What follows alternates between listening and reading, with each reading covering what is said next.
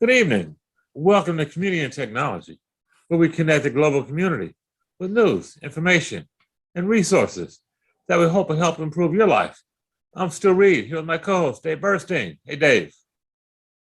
And I just had some email with some folks in South Africa Whoa. to put in 1,500 5G base stations.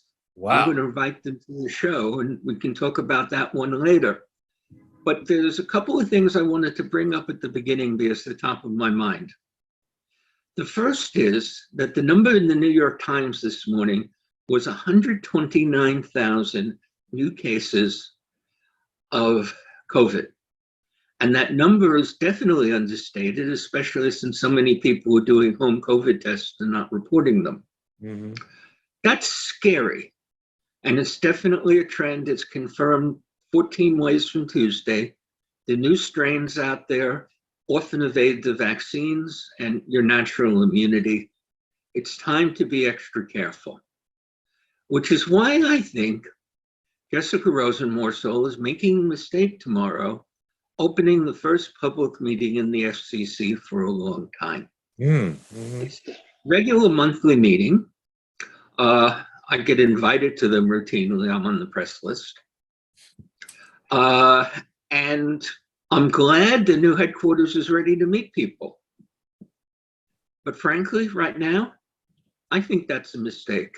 Mm-hmm. And we should all make the decisions for ourselves. I wouldn't go, and I canceled an event I wanted to go to tonight because those numbers are very, very high. Dave, that number that you quoted, 125,000, is that across the nation, or what's the base? 130,000 cases across the nation yesterday. Mm-hmm. It's actually seriously understated. We are definitely in another wave of the epidemic, and far too many people are ignoring it. It's serious for people my age. Mm-hmm. And there's reason to be careful. I just got an email about somebody who died who was 32. Wow. It's happening. Mm. And the other thing, since we're talking about something that's important, Paxlovid is working very well. It's a pill that you take if you're diagnosed. It makes a big difference if you take it early. They're about to let druggists prescribe it without making you go to a doctor for a prescription, because the data is that it cuts deaths by at least 70 and possibly 90%. Wow. Yeah. That's huge. And that's why I'm bringing it to the show about community and technology, even though we don't usually go to medical community. What is the name of the drug, Dave? Can you give that to us again? It's called Paxlovid. It's now standard. It's being given out by New York City at several testing centers. And it makes it really important to get tested if you have any symptoms or are exposed, because it works much better if given earlier. It means for most people that they'll have a mild infection at most. That's important. Now, back to our stuff. I'm outraged over some nonsense I heard from a DC lobbyist today. May I bring it in? Sure, please do. Okay. Let me read this one to you. Two prominent lobbyists from the American Enterprises Institute, a conservative group, and Brendan Carr of the FCC, a Republican conservative, just wrote an invitation to their event. US ISPs routinely outperform more heavily regulated global counterparts. We are, in fact, ahead of the Europeans on 5G by any measure.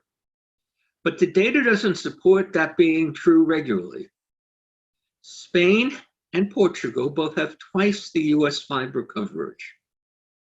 France, so does Korea. France and Korea are both heavily regulated. They're way ahead of the US in fiber to the home.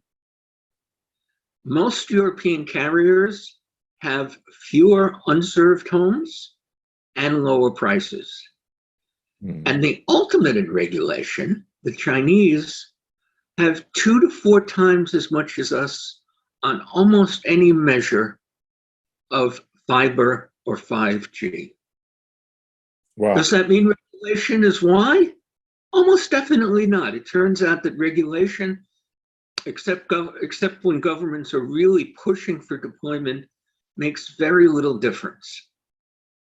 But there's a whole lot of people who want to believe that regulation is a problem for ideological reasons, and it just isn't in the data. So I wish they'd, as I wrote this, they should correct or prove what they're saying. Dave, let me ask you, do you think that they are doing that for pure ideological regulation by government versus non-regulation, or are there real issues that the telecoms are pushing back on that government is trying to advocate? There are lots of real issues, and there's a lot of bad regulations that should be changed. Mm-hmm. Doesn't mean regulation is always bad.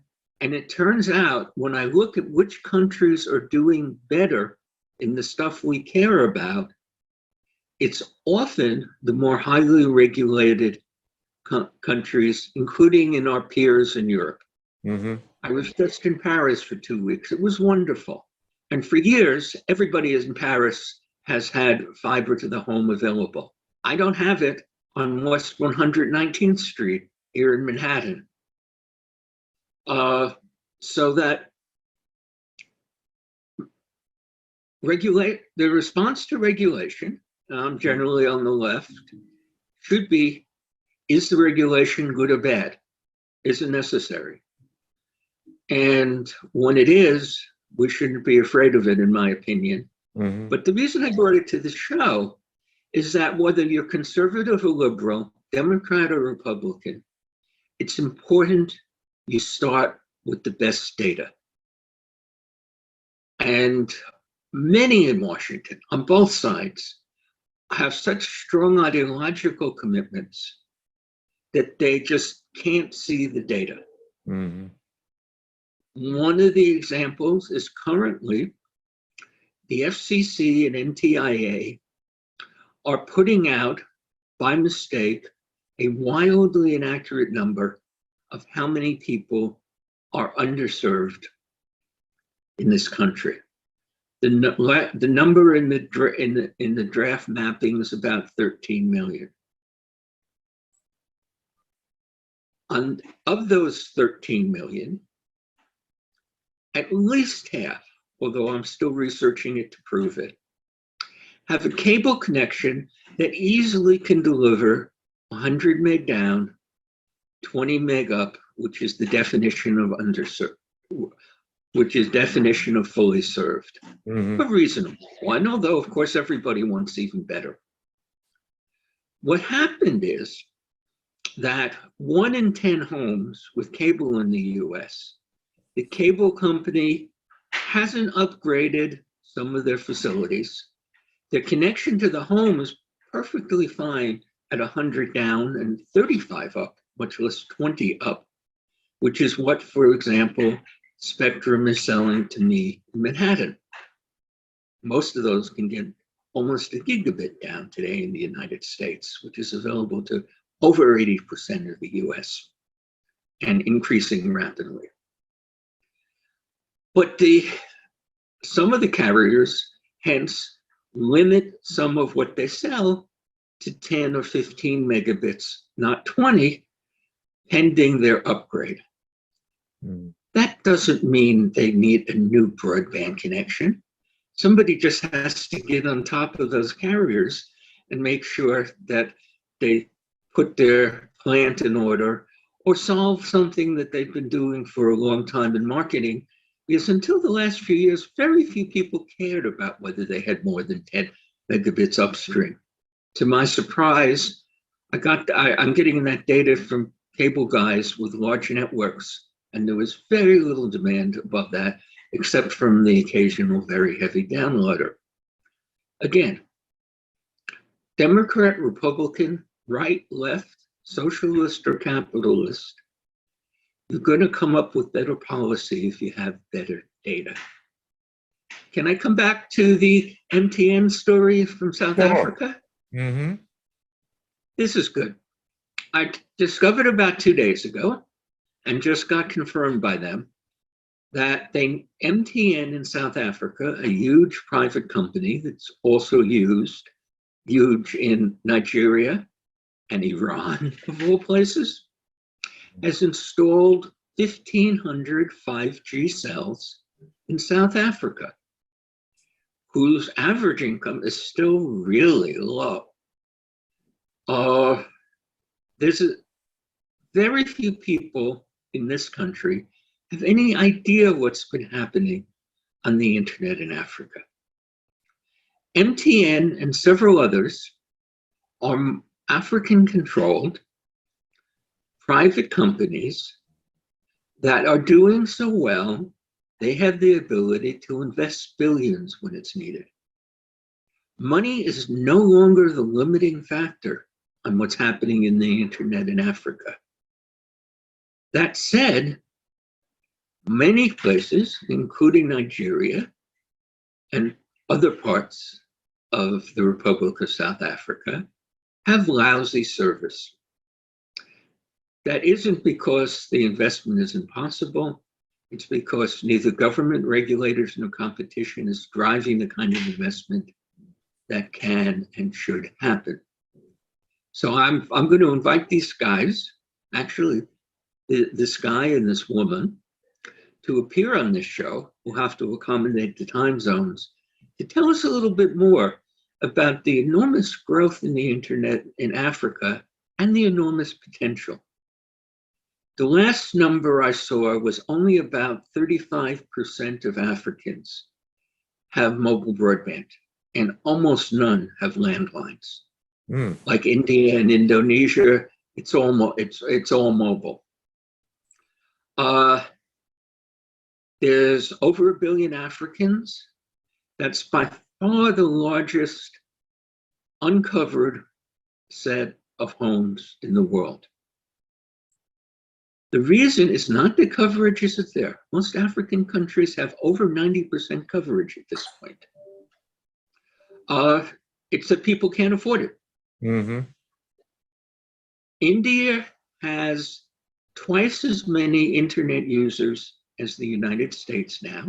It has 4 times the population, because a few years ago, India's richest man, Mukesh Ambani, decided to invest $25 billion in building a state-of-the-art 4G network to 97 or 98% of India, and brought in incredibly low prices to get customers. He has offerings as low as $2 and $3 a month. Wow. The result is he signed up over 400 million customers in less than 4 years. New connecting in the internet, by far the biggest change in who is using the internet in the last 10 or maybe 20 years. That shows what's possible if competition or governments drive prices down to what people can afford. How to make that so?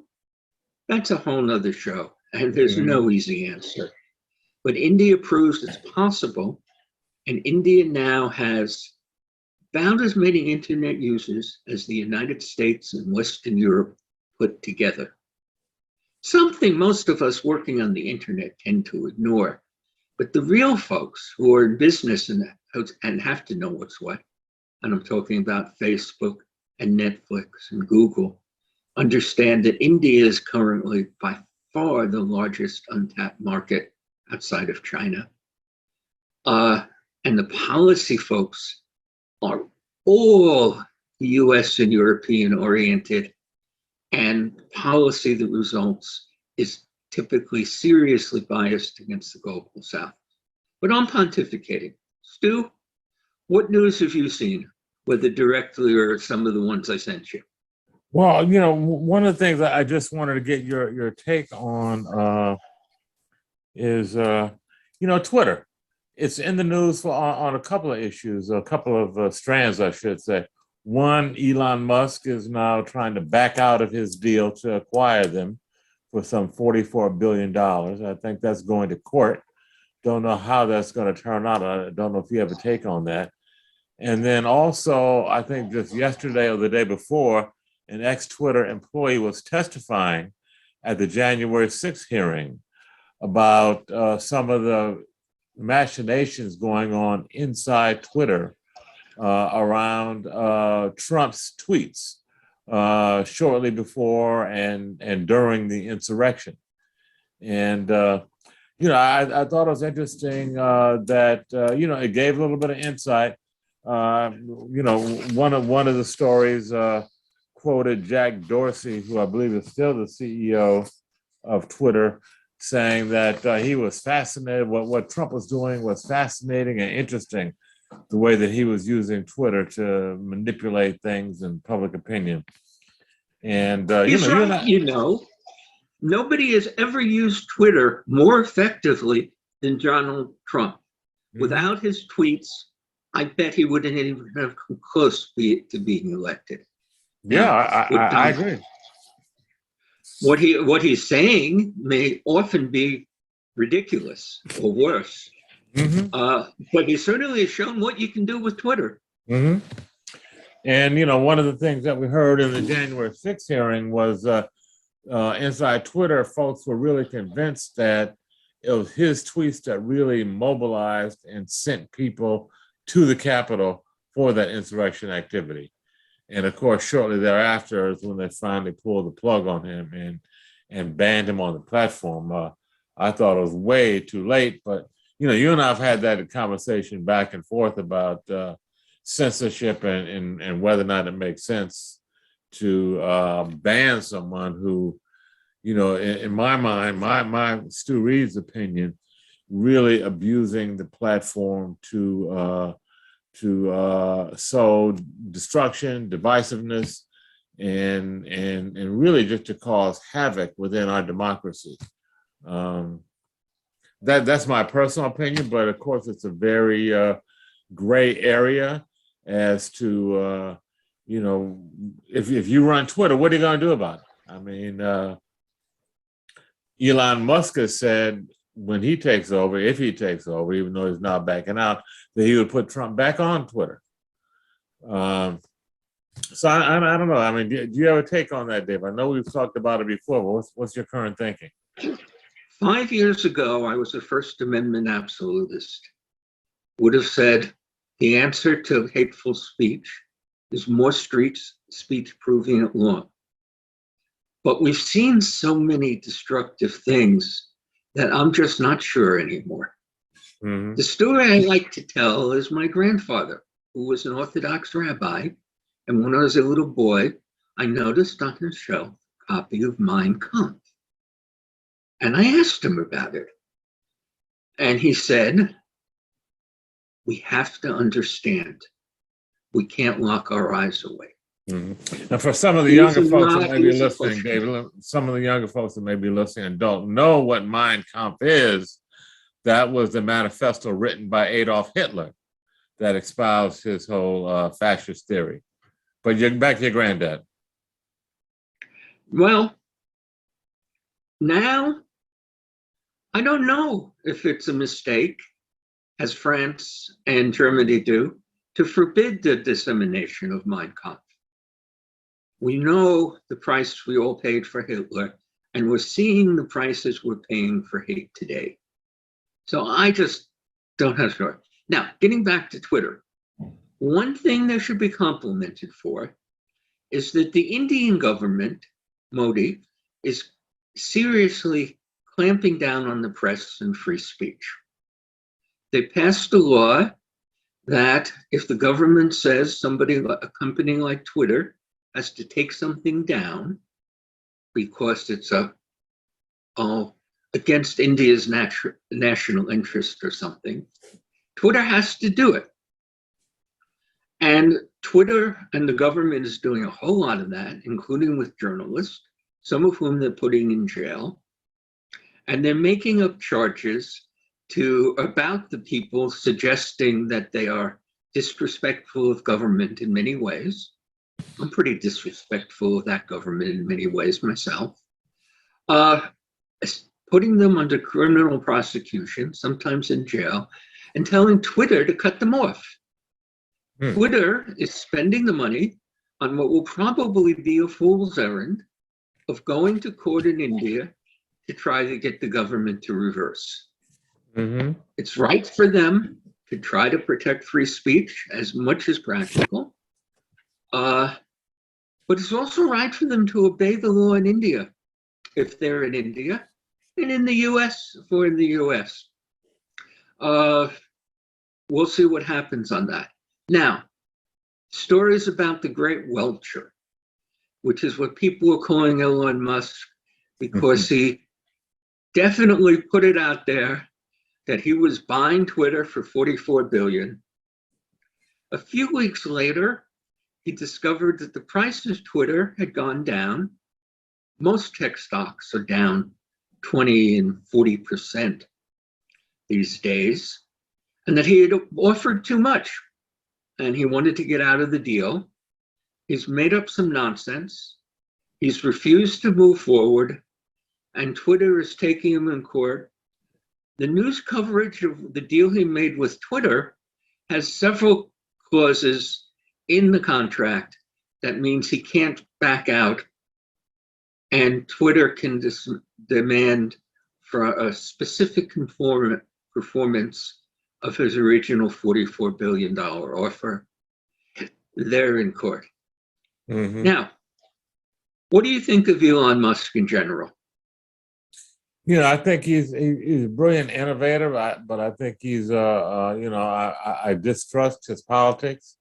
He seems to be really a very self-centered, and I think he's really looking at his own self-interest and not the larger interests of America or the democracy.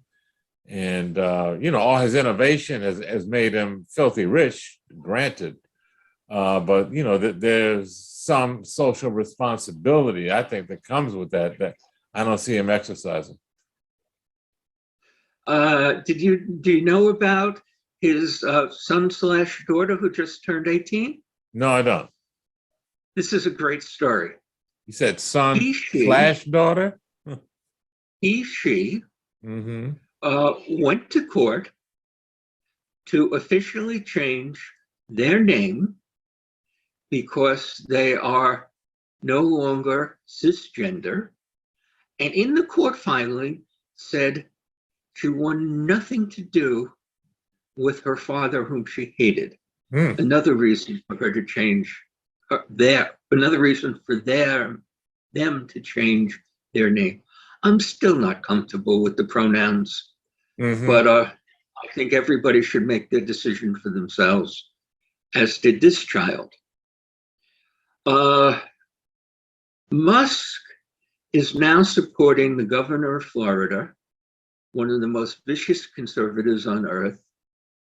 Well, not on earth, but in the United States, whose policies I find despicable and probably worse than Trump's, who is running against for the nomination now.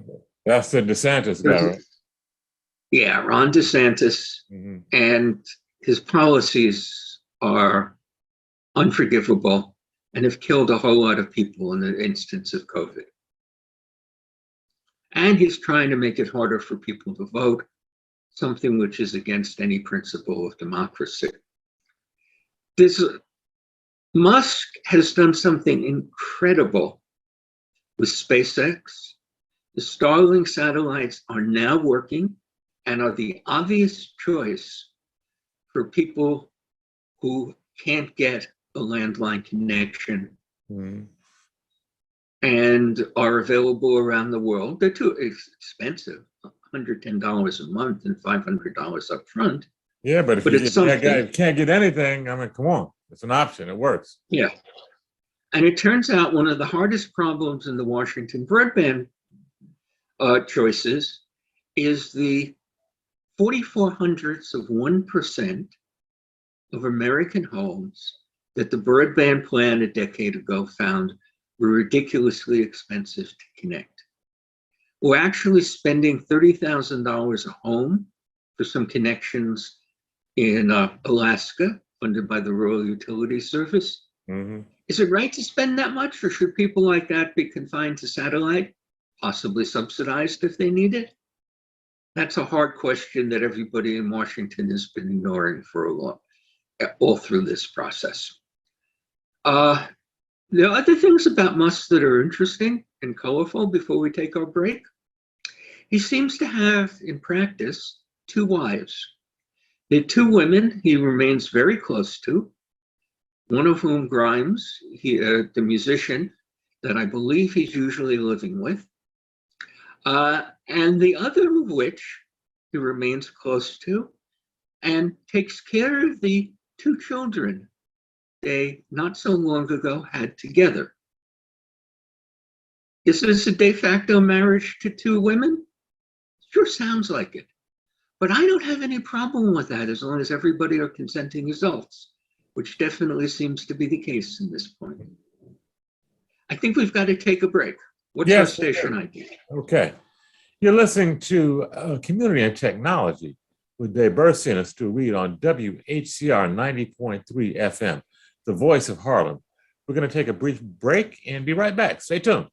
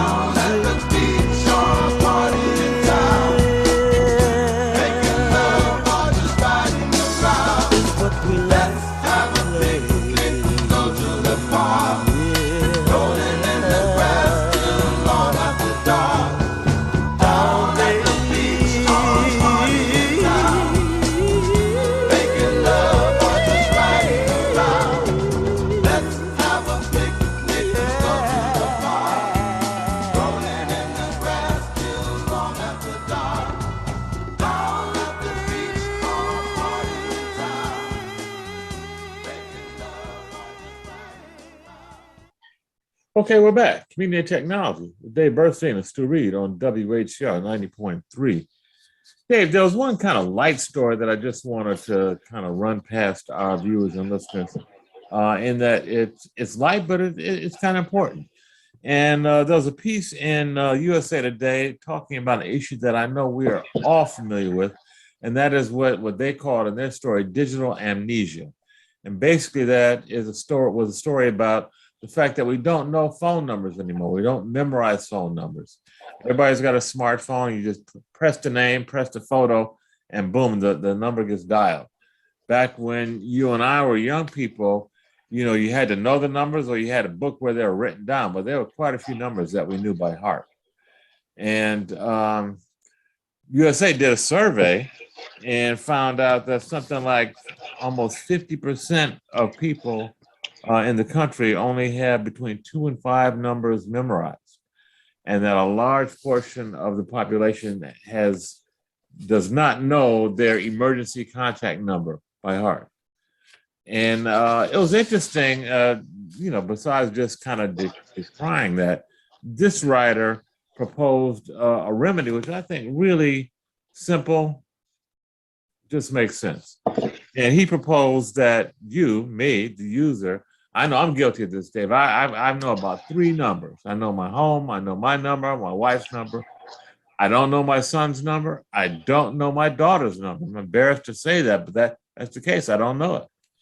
But what this writer proposed was that you take 3 or 4 of your key numbers that you use all the time and manually dial them 3, 4, several times until it's imprinted in your brain. Very simple.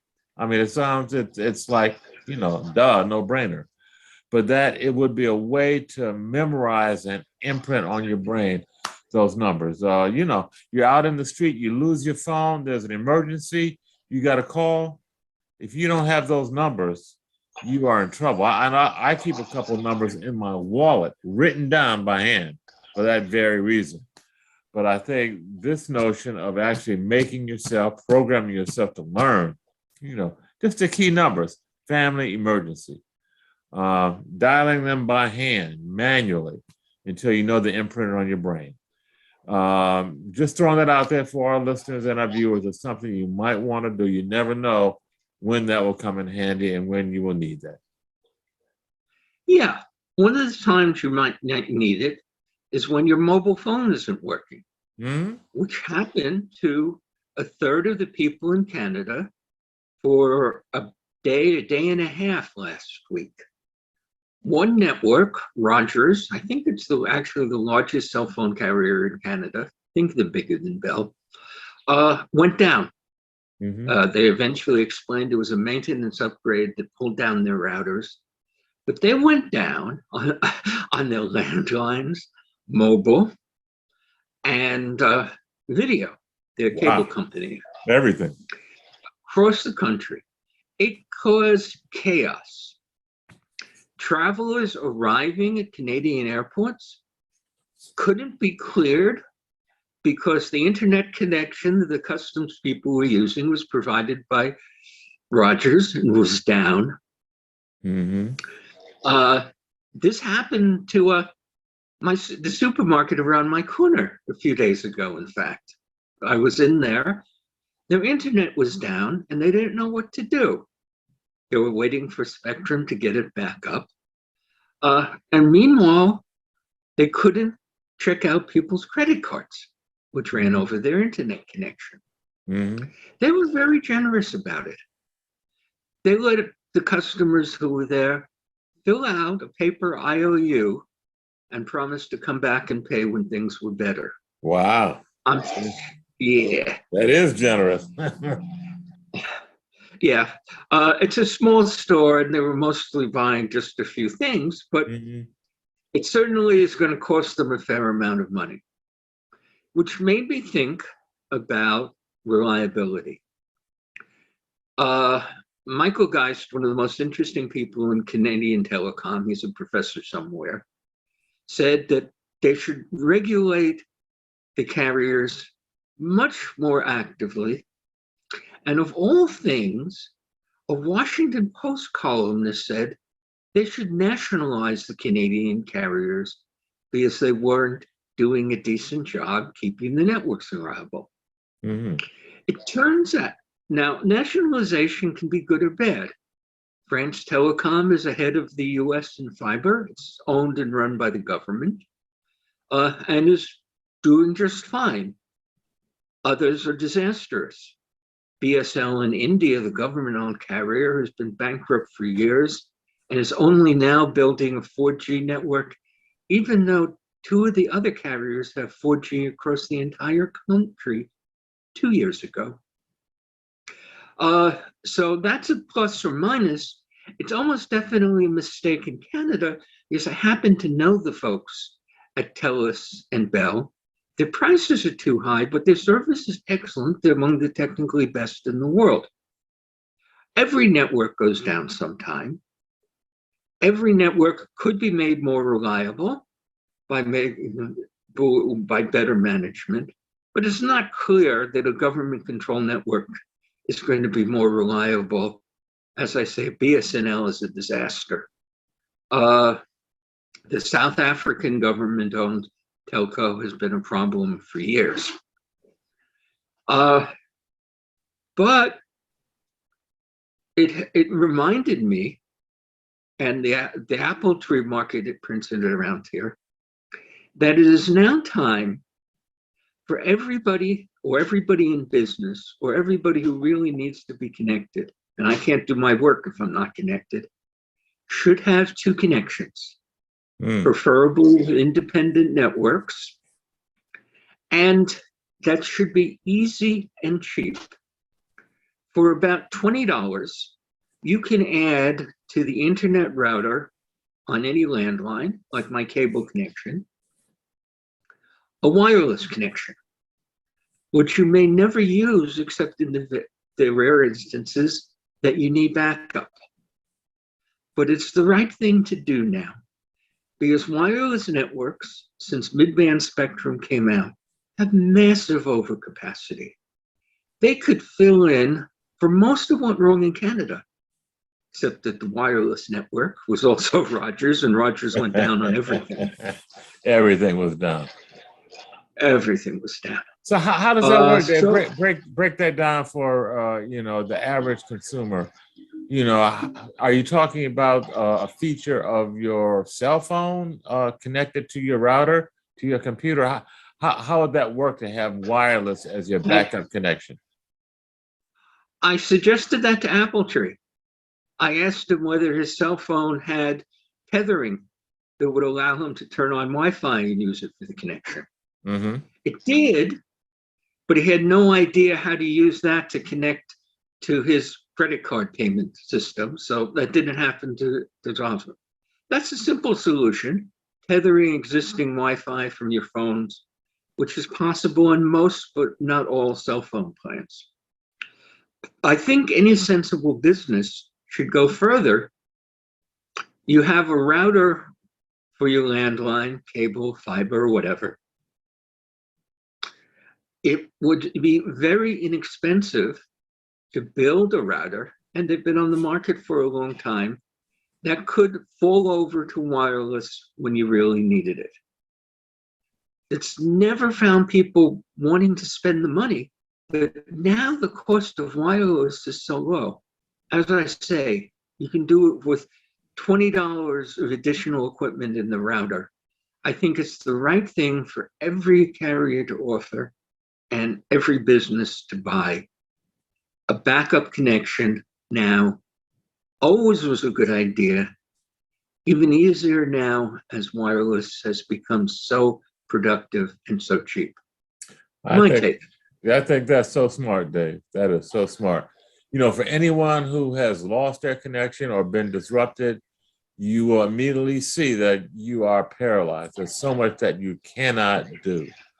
You and I are on our computers, 24/7.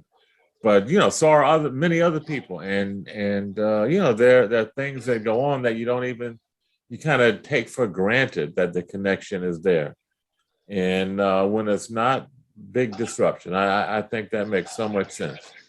backup connection, secondary connection. And I just wanted to footnote, we were talking about Elon Musk and his Starlink system, satellite system. That's something that we're going to be deploying our group as a backup emergency connection in housing developments around the city where we're working, for when the landlines go down, for when the fiber gets disrupted, whatever the cause, when your landline goes down, when the cell tower goes down, another viable backup, though expensive, is the satellite. So there's certain, I think, locations and applications where that would make sense to spend the $100, $150 per month to have that as an emergency backup system. So I just wanted to throw that out there because that is another option, albeit expensive. It absolutely makes sense, but it may be more expensive than you realize. Starlink is trying to sell this, including to ships at sea, as a commercial offering, $5,000 up front, $500 a month. Whoa. And frankly, I think it would make sense for the FCC to persuade Starlink, which has $1 billion worth of subsidies on the table, currently on hold because their performance isn't meeting the standard, to make it available for backup, as you're saying, at a more reasonable but very low volume cost. Mm-hmm. That's how it's running. Yeah. Next piece. Okay. A fellow we had on the show a while back, Albert Fox Khan, treated a story that started at NPR. Privacy advocates via Google will be used to prosecute abortion seekers. It is trivial now to go to a data broker and get a list of everybody who showed up at or near the address of an abortion clinic. That's soon going to be impossible with Google data, which is deliberately not making available data related to where there are abortion clinics. But it's happened. The most famous case is one of the most prominent Catholic officials in the United States was found by this to be hanging out regularly across the country in gay bars and sex locations. Is that right or wrong? I think that he's a consenting adult, but he rapidly lost his job, and a whole lot of Catholics were very angry. The point for our audience, that's what's possible today. Now, Google is increasingly the cornerstone of American policing. Keyword warrants are the equivalent of going to a library and then trying to search every person who checked out a specific book. We would never allow that in the analog world. Definitely an issue. It's happening by the thousands. These warrants, they've now become standard operating procedure. If there's an event that happened at a particular location, the easiest thing for the police to do is ask Google to tell us, please tell us the last 500 people who went to that location, or everybody who was near that location in this 2-hour period. Mm-hmm. Effective tool if you're trying to catch somebody? Absolutely. Right or wrong? People will have their different opinions about this. You've had them on the air recently, Stu, when I was away. Yeah, we had Will Owen, who's one of the executives from STOP, talking about this very issue. What you're just talking about is called the geofence warrants, where the police can go to Google and ask for all of the cell phone IDs for all the people that were in a given area, defined area during a given time frame.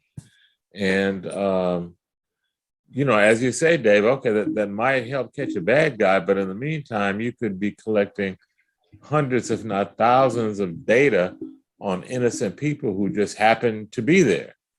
And, there's so many areas for abuse. It's been used for protest marches, for Black Lives Matters, to get IDs and to create databases of people who in law enforcement think might be doing this or might be doing that. And they put us in a database just based on having been at a location at a given time.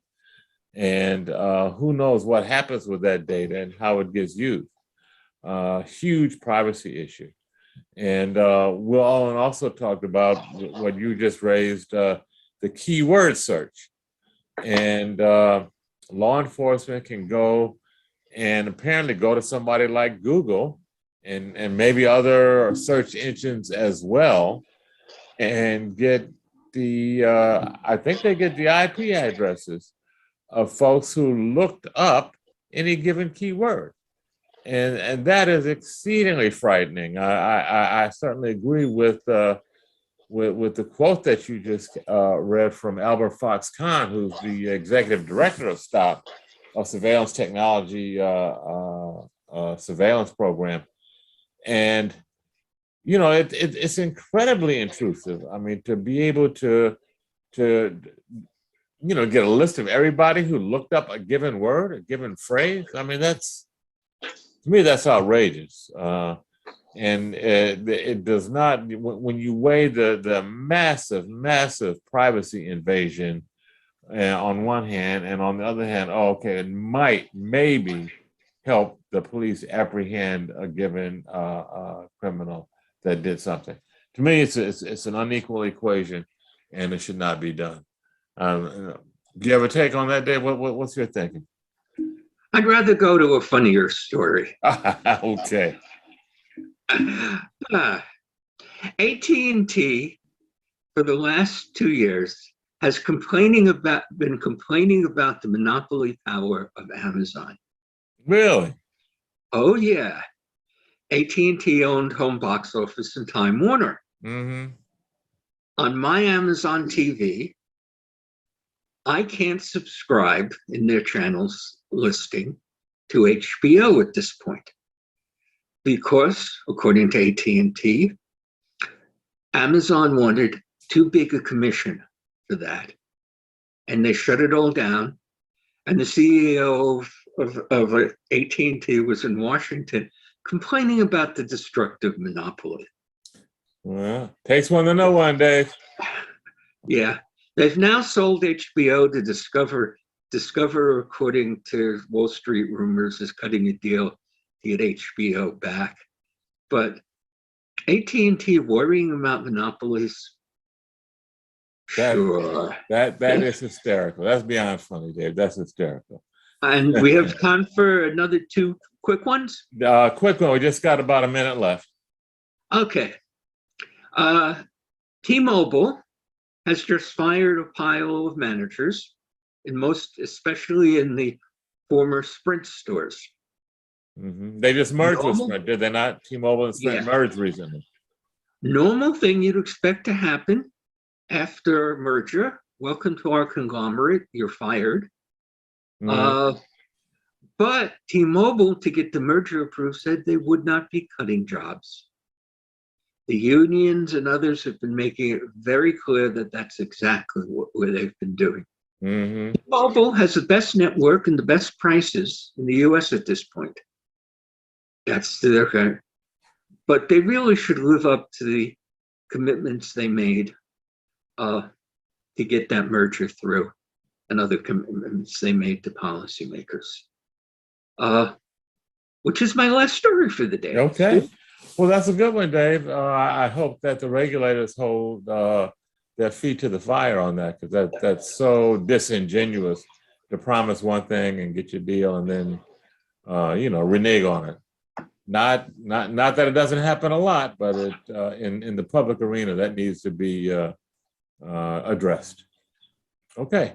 Well, thanks, Dave. This has been Community and Technology with Dave Busrtein and Stu Reid on WHCR 90.3 FM every Wednesday, 5 to 6 p.m. Stay tuned. You just might learn something. Good night.